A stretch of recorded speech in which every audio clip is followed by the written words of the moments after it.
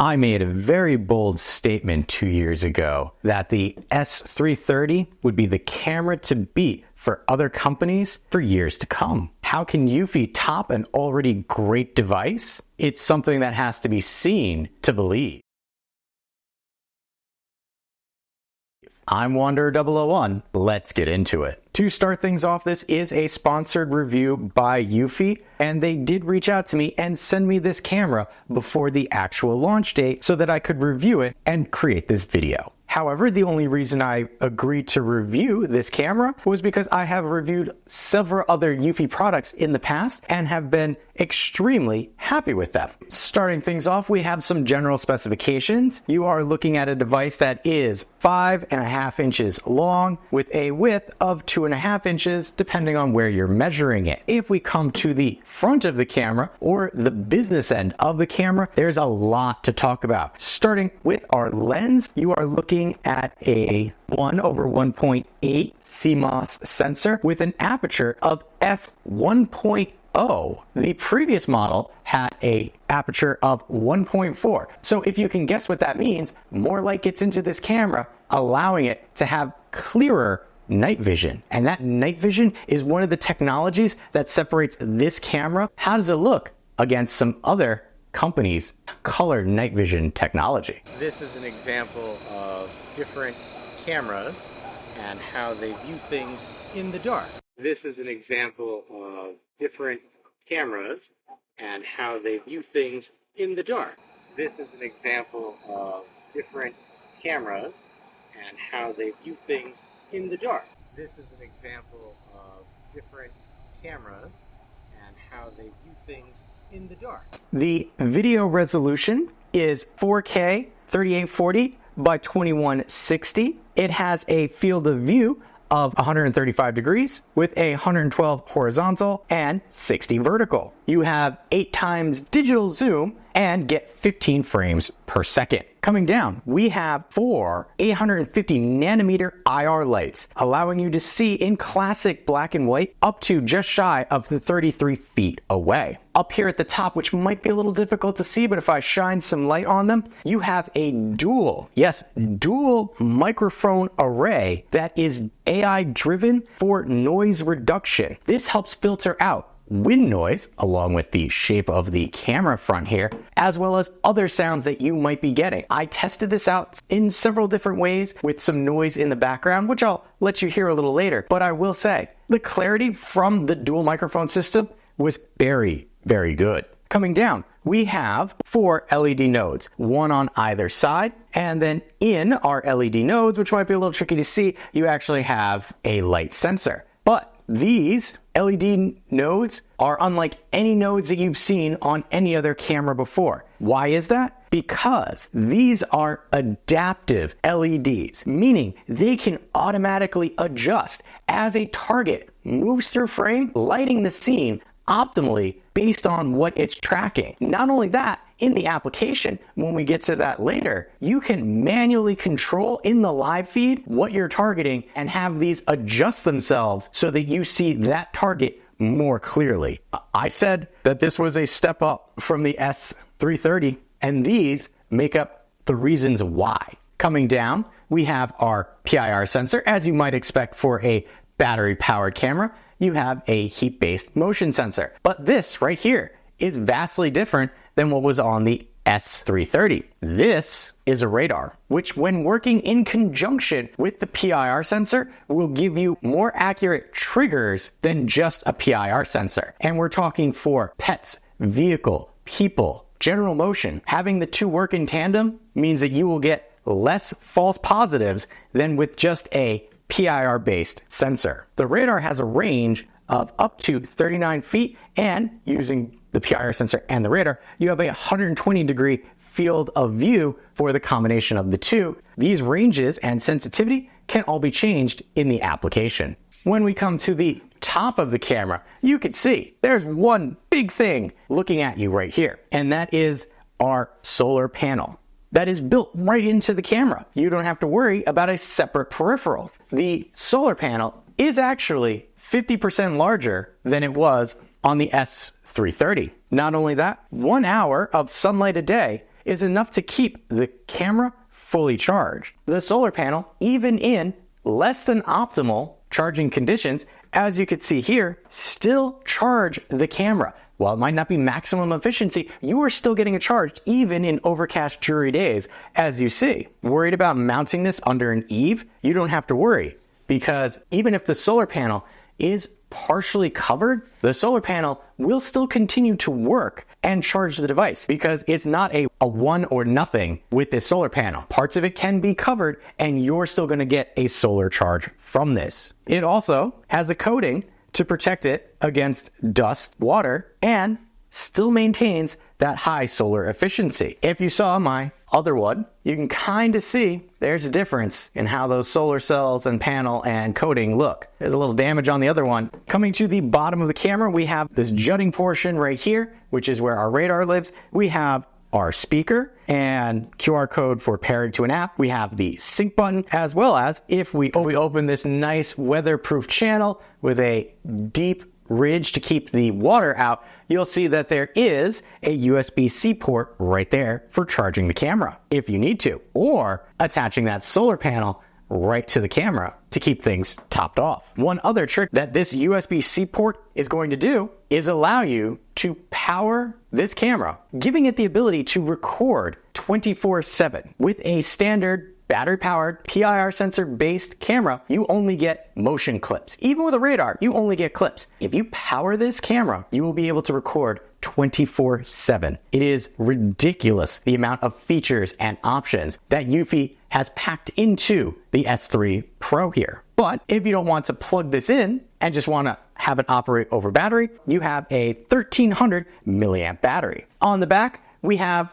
a standard mounting screw. So if you have tripod mount, anything like that, same size hole, you're good to go. That's the only thing on the back. You'll notice as I did my walk around, you didn't see any spot for an SD card. This wouldn't be a Pro system if it didn't come with eufy's Homebase 3. The Homebase 3 does more than just store your video from the S3 Pro, even though you can have up to 16 terabytes via the internal hard drive, which you will have to provide on your own. But it is an actual hard drive, whether that's an SSD or an HDD, you can get a 16 terabyte hard drive in here. And you can also attach multiple cameras to this same Homebase 3. The big thing that the Homebase 3 does, aside from hold those clips and videos, is the Bionic Mind AI. This is a self-learning AI that can tell family faces from strangers. It helps to enhance the detection of person, pets, vehicles, and continues to learn over time, especially people who are constantly around your house, not just their face, but their body, the way they move from different angles, if they have a hat on, if they have a mask on. I've been using the Bionic Mind with other cameras, and let me tell you, it has only gotten better the longer that I have used it. Because of that, it helps to avoid false triggers that you might get. If you don't want to be notified when your spouse comes home,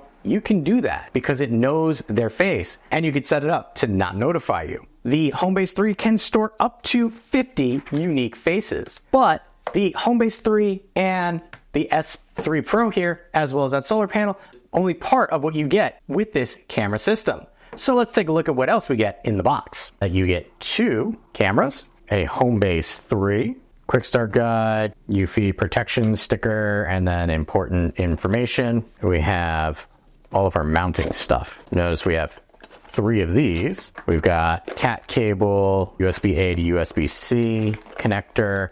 Then we've got a dedicated DC power, positioning stickers, lots of mounting hardware, reset pin and screws, and the last bit of mounting hardware.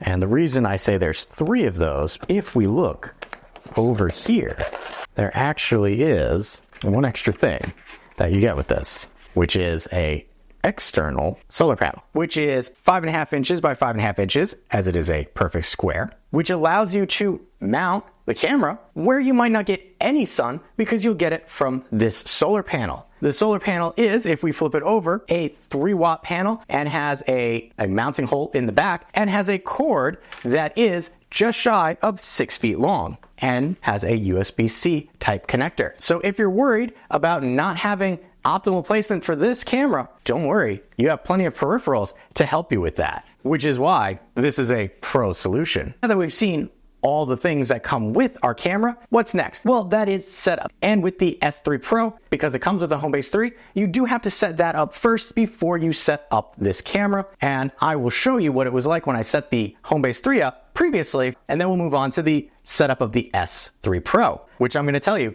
is ridiculously simple to do. This will be setup of the eufy Homebase 3. This has the hard drive already installed in it, but we're going to bring in our eufy application over here. We're going to click the plus sign right here, and then we're going to select what we want. In this case, here we go, Homebase 3. We select. It says, where do you want to add this? I want to add this to my current home. Going to say next. Now it is telling us we need to plug in the device, power, and Ethernet. So we're going to do that really quickly and then plug in the power. And there we have it flashed blue really quick, and there it's red. All right, so that's continuing to flash. There's no extra instructions here. We're going to hit next. All right, so I have to connect my phone to the same Wi-Fi as the router, and we're going to wait 1 minute until the LED turns from red to blue, and that's going to say, why is this red? Well, we're going to let that do what it needs to do and see how long it takes. Welcome to eufy Security. Follow the instructions in the eufy Security app to set up the system.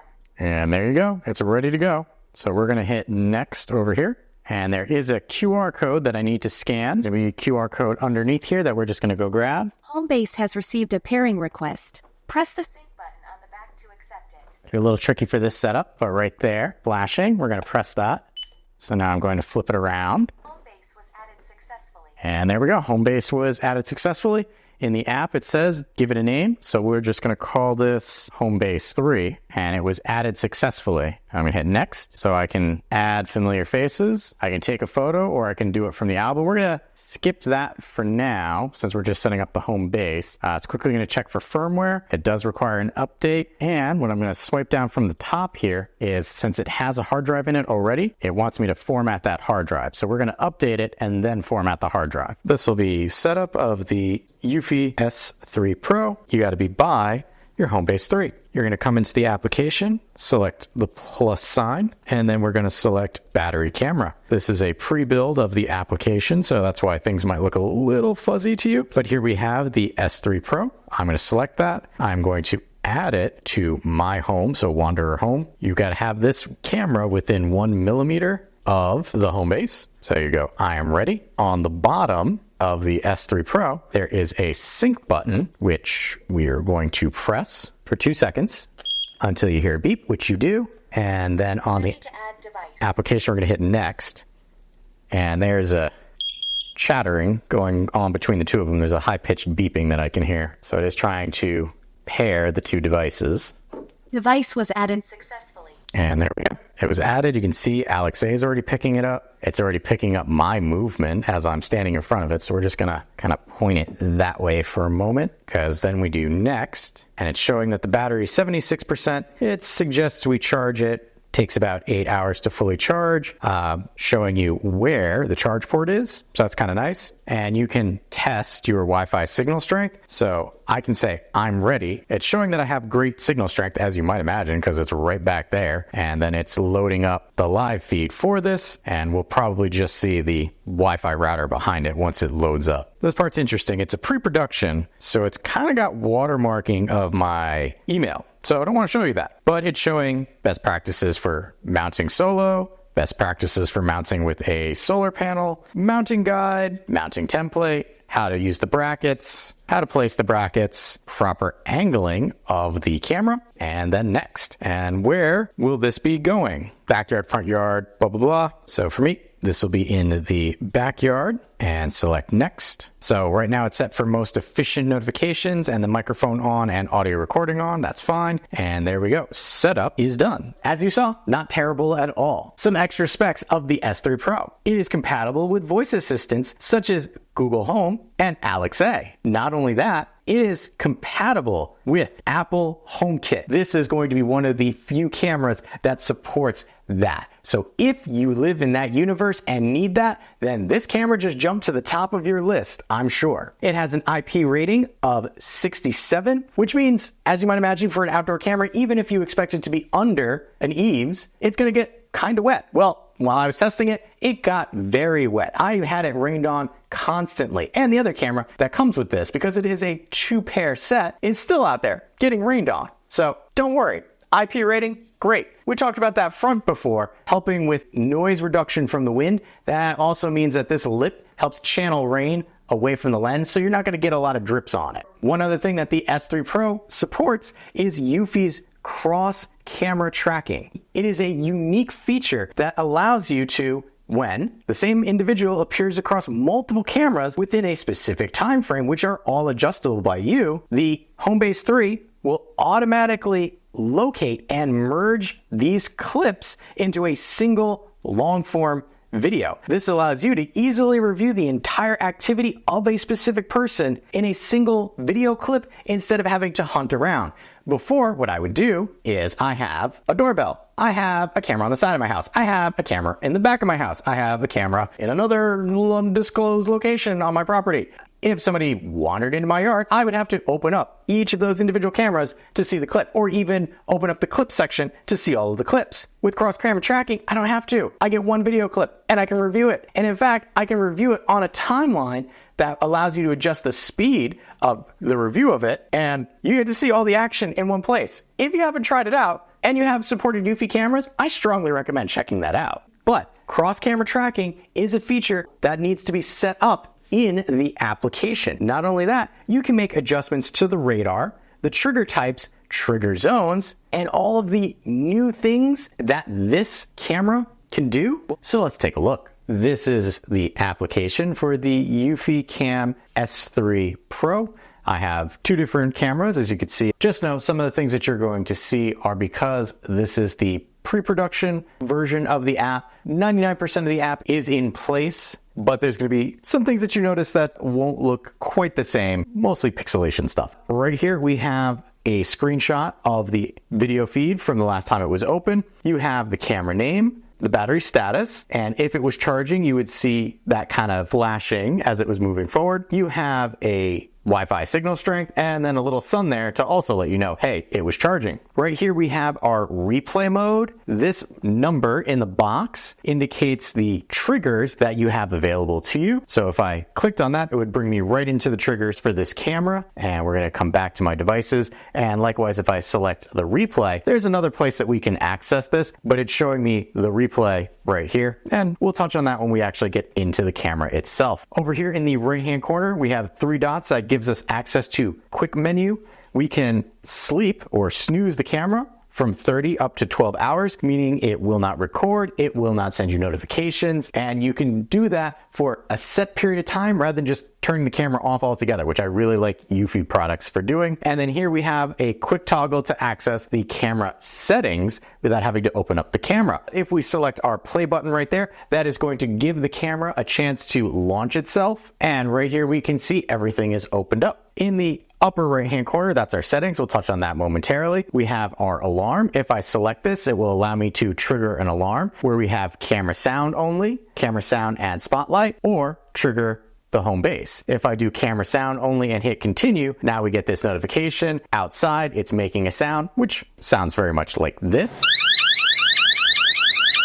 And then over to the left, we have our name of camera as well as its connection bitrate. Right here, we have the actual live feed. If I double tap, that will zoom things in. You could see that 4K quality right there. I can pinch to zoom to do this a little slower if I wanted to, or I could double tap to pull that all the way back. Here we have our streaming quality. We can do auto, 4K, 2K, 1080, and then 720. If you set this to auto, it will dynamically change, or if you select one of these, it will force it to be in that mode. Now, if I select 2K, when I double tap, you'll notice instead of the 6x zoom, it's only doing 8x zoom. Similar to if I do 1080, now it will only do 3K zoom. And you notice it does that to keep the quality of the video, and it's not allowing me to zoom in further. It's kind of bouncing me back. It does that to keep the quality of the video when you're doing a zoom. And I'm just gonna leave that there while we discuss the rest of the features. Over here, if I select that, that's going to turn it to full screen mode.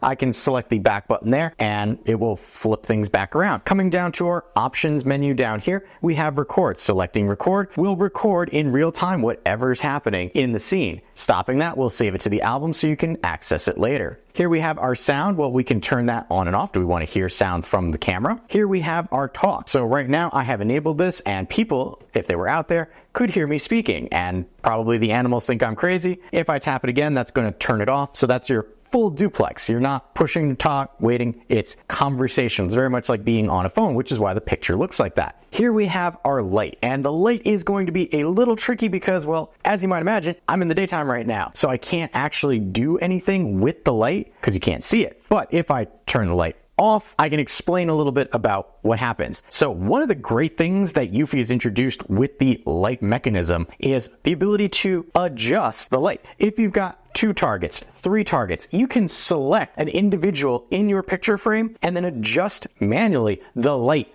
for that particular person. So if I have 3 targets in frame, I can select them individually and adjust the light as I want. And what will happen is the lighting will adjust for that particular person. It was really interesting to watch because as I was standing out here, I could see the lights changing on either side, getting dimmer or brighter to better view that particular person or object. Coming back, we have our playback, which is that quick area that I told you about before. Now, because I have this set up with my Homebase 3, it's trying to identify who this person is. And right now it doesn't know who this person is because I was a little too far away, but I have myself in here already. And here we have person trigger. So it's letting you know, people, I noticed somebody doing something and this is what they looked like. If I come up here, you'll see that there's a 1. Now, this is one of the things that I don't have of the pre-production for this application, and that is 24/7 continuous recording. This number can change to speed up whatever you're watching, but it will only do so in continuous recording mode. There you can see me doing some trigger tests. If I come and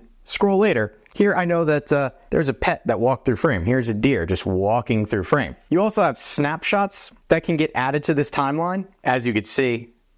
But this is also where you'd come for your 24/7 video recording when that's accessible to you. If you have something that's popped up and you want to look at it, you can download it, share, donate, delete, and then record. Again, only if you have the 24/7 recording, which should be available at launch. Coming to the left, we have our night vision.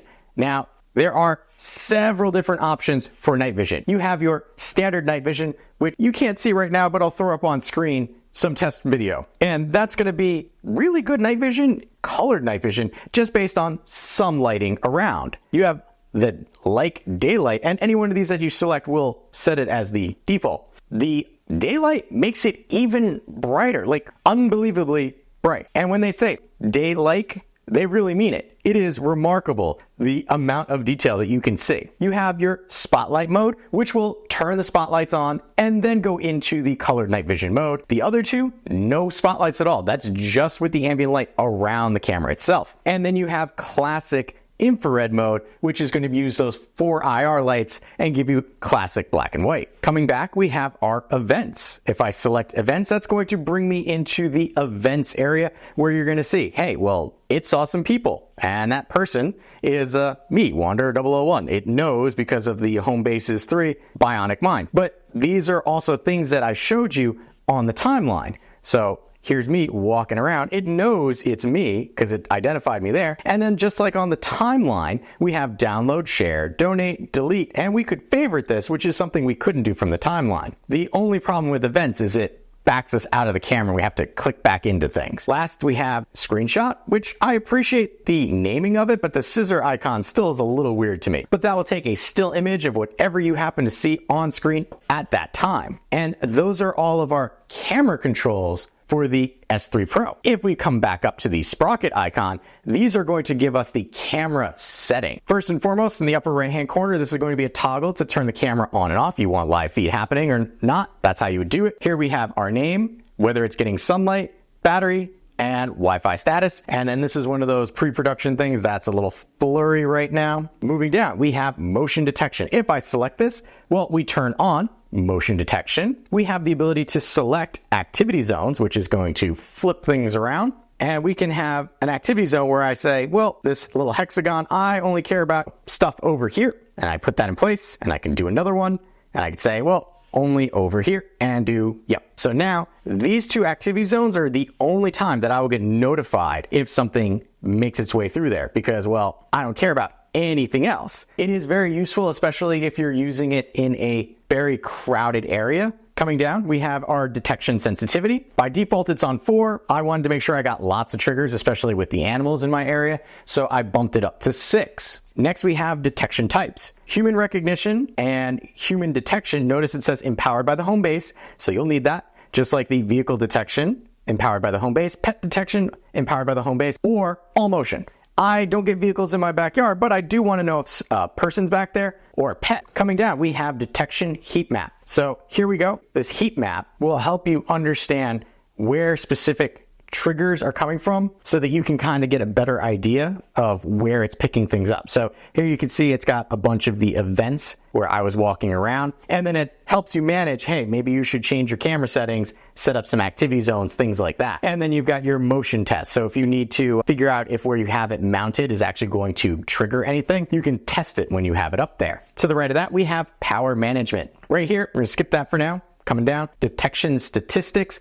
You can see number of working days. So at the time I'm recording the app portion of this video, it's only been working for 3 days, but it has detected 223 events and recorded 81 events. Here we have maximum capacity. This measures the battery capacity. Here we can see it's at 100. We've got working modes, optimal battery life, optimal surveillance, or custom. If you customize it, you can do duration of the clips, etc. With the optimal surveillance, you're going to get up to 60-second clips. If I come down here, you can see clip length, interval between triggers, and then end clip early if motion ceases, which is always good. We're going to come back up to the top here because if you like data like I do, you're going to really like this. Overall performance. This is a new area for the eufy application. If I select this, we're going to have access to lots of charts, lots of information. First and foremost, battery trending. Here you can see the last 7 days while I've been using this, how the battery has been operating, and it lets you know battery levels stay the same for about 7 days, meaning I'm not really using more than I'm taking in.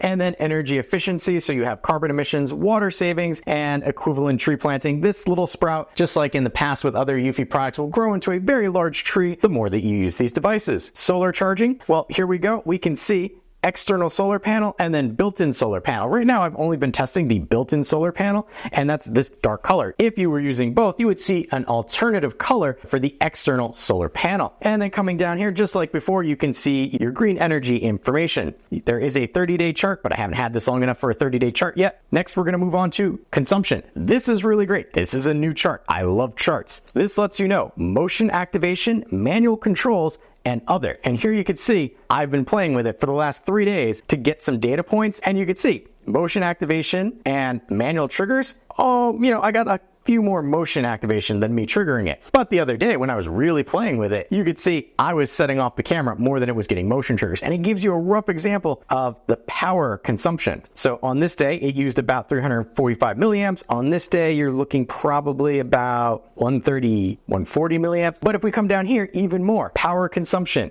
light up, recording, triggers. How much information has it used? Manual controls, same thing. Coming down, still have that green energy right there. And then we could do that for a 7-day and 30-day. I love data, and I like that they have expanded the information that you get from there. Here we have anti-theft. Well, I have it off because, well, it's not totally put in place. But if we turn that on, what will happen is if somebody plays with the camera, it's going to sound an alarm. To the right of that, we have snapshot. This is that timeline that I showed you. It will take snapshots to give you an idea of happenings that are going on in the area. Even if a motion trigger does not happen, you can set the frequency of these snapshots for as low as every 3 minutes to a maximum of every 60 minutes. And then here it even tells you the rough power consumption that you should expect with doing that. Right now I have it on 30 minutes to get a rough idea of what's going on in my yard. And scrolling down, we have video settings. If we come to video settings, well, watermark, timestamp, and logo. In my case, I want to know the timestamp and I want to have the eufy logo on there so I know what camera I'm looking at. But you can select just having the timestamp, or you could select no timestamp and no logo at all. Streaming quality, just like on the front page itself, you could set that right here. So you have auto, ultra, which is the 4K, high, which is the 2K, and then medium, which is the 1080, and then the low, which really you want to avoid because why would you get this for that? Recording quality, well, you can set it for ultra 2K or 1080, meaning anything that you hit that record button, that is the resolution that it'll be captured in. And then we have our night vision. Here it even gives you kind of an example of what things look like. So if I come back to the standard night vision, you could see right there, it should look like that. Come up to the light day, it looks even brighter. Pop on with the spotlights, well, there you go. You could see it kind of lights up the center because, well, that's where the spotlight is. And then your classic IR. I like the setting for like daylight, but if I were to change that, I could simply select save as default. And then just giving you an idea, it even gives you the exposure data and the actual clarity. So standard is exposure 4, clarity 4.5, daylight exposure 4.5 and clarity 4, and then spotlight exposure 3, action clarity 5.0. So gives you a rough idea of how your video samples are going to look using that. Privacy zones is a great feature, especially if you have neighbors that you want to keep out of your videos. In my case, here we go. I'm going to load up privacy zone, and hypothetically right over here, let's say those are my neighbors and they're out on their deck quite a bit and I don't want them in my videos. If I create a privacy zone, what will happen now is in the live feed and recordings, there's going to be this black box, and that black box will not have any data at all. That's what a privacy zone is for. Coming back, we have our audio settings. We have microphone on, audio recording. So if you live in an area where you're not allowed to record audio, that's how you would turn it off. Speaker on and off, and then speaker volume. I have it at 70, so the audio recordings that you're going to hear later are at that. They're not at the maximum, so just keep that in mind later on. Notifications. Here we have most efficient, full effect, and then include thumbnail. This will be the fastest to get to you. This will include a thumbnail once it's available, and this one will not send you a notification until it has both. I prefer just getting the text and I'll look at the camera. And then app tone, motion alerts, you can set default, or you've got some different noises there that you can choose from. General, we have name, we can adjust that. We have LED status light, I have that off. We have storage. So right here, it's allowing you to set up RTSP or a NAS. So if you wanted that information, that's where you could get it. We have mounting guide, and about this device.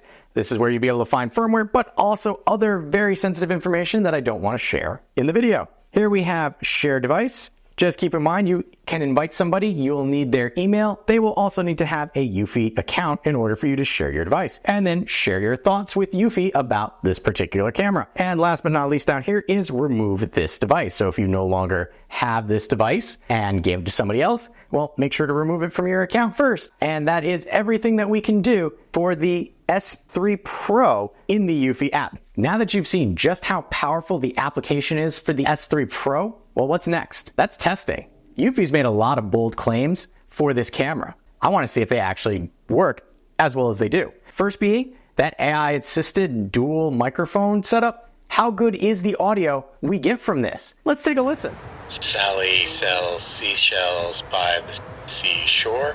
Peter Piper picked a pack of pickled peppers. Test 1, test 2, test 3, and test. eufy S3 Pro audio test. Sally sells seashells by the seashore. Peter Piper picked a pack of pickled peppers. Test 1, test 2, test 3, and test. Next, video. That aspect ratio and frames per second mean that this is a 4K camera. How good is the 4K video that we get from this camera? Over there in the corner, I'll have a link to the raw video footage so that you could see in all the 4K glory, because what you're going to see now is downscaled for this 1080 video. What I will tell you is during the day, images are sharp and clear, even with movement, and you will see rich colors. As we move into our lower light situation, honestly, it looks a lot like other cameras' day modes, which means it looks very good, even in low light, twilight, sunset conditions. Moving on to our night mode. First, the LEDs. Everything looks very good As I talked about, you have those adaptive LEDs, which make it even better than you would have with just a standard spotlight camera. The IR lights, the picture is clear with very little artifacting, even with a faster moving target. Now we get into the Color Max technology. There are two different levels for this. There's your standard, which gives you good color night vision in just about absolute darkness with only some ambient light around. However, because of that, you have that larger aperture. There is going to be noticeable ghosting when a target is moving, as well as some limited artifacting. When you go to the second phase, or the like daylight, yes, it is going to be like daylight. You're going to not realize how dark it is if you're looking through this camera. It will look like daylight out. The trade-off for that unbelievable like daylight night vision is that depending on movement speed, you are going to see artifacting and ghosting. It is just a consequence of having that larger aperture letting more light into the camera. However, all things considered, when you're looking at something that looks like it's in the middle of the day. Not only that, if you're not sure what I'm talking about, here is an example of what it looks like in a completely dark room. This is my studio. There are no lights in here, and this is the picture that you get. The fact that you get a picture at all is amazing. Last test I like to run is a detection speed test because, well, if we've got a PIR sensor and a radar, well, we should get pretty accurate detection speed and notifications from this. So let me show you what that was like. Camera. Here's the thing. I'm gonna try this a little differently now. So here, I'm in front of the camera, right there. I'm waiting for the notification to come through. I am on 5G. There we go. S1. That is this camera.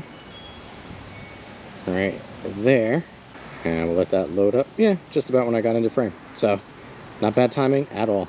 Even with all the amazing technology and things that this camera can do, there are a few shortcomings. The first one I found was that the video feed for this took a little longer to load than the S330, even when both were on 4K. The placement of the USB-C being underneath the camera, especially if you want to have powered, whether that's powered by wire or powered by that solar panel, having that under there instead of on the back, I thought was an interesting design choice. I'm sure it has something to do with waterproofing, but I don't know, it felt oddly placed. With the Color Max technology, there is artifacting and ghosting at that like daylight level. Last thing that I'm going to say is the price. The price of the S330 was one of the limiting factors originally for me, and the S3 Pro is not going to be any exception. So if you are price conscious, this might not be the camera for you. However, if you don't mind building out a system that you can use for years to come, then that price is not going to be